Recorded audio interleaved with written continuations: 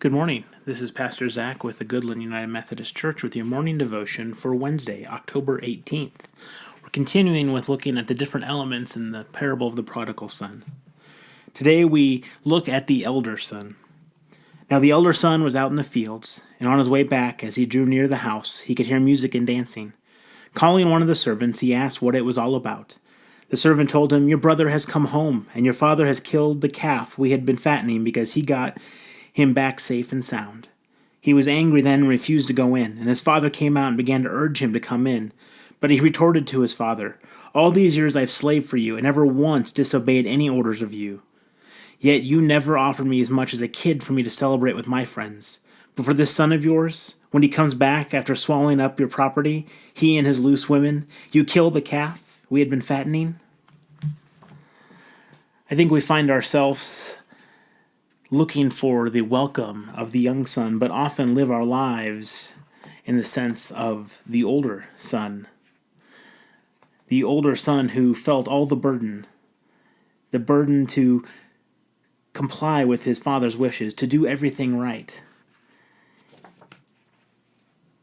In this parable, it's not like a fairy tale. We aren't provided with a happy ending. Instead, it leaves us face to face with one of life's hardest spiritual choices. Henry Nouwen writes, "To trust or not to trust in God's all-forgiving love. I myself am the only one who can make the choice."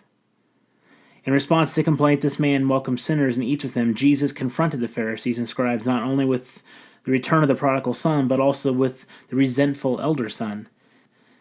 It must have come as a shock to these dutiful religious people. They finally had to face their own complaint and choose how they would respond to God's love for the sinners. Would they be willing to join them at the table as Jesus did?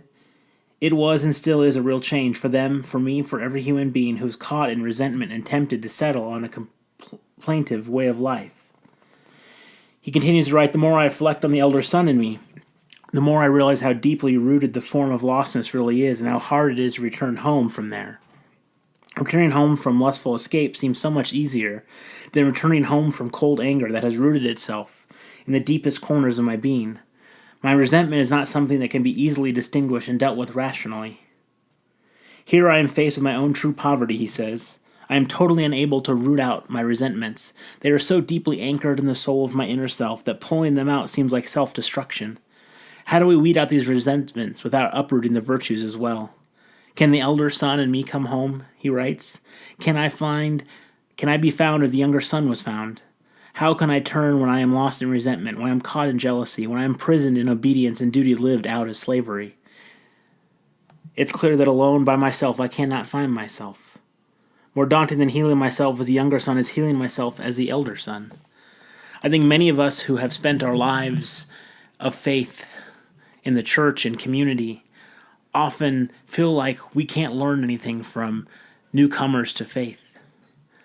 But this parable tells us that the elder son was in a lot of ways in the wrong, that he had much to learn about being found. Let us free ourselves so we can be found. Have a blessed day.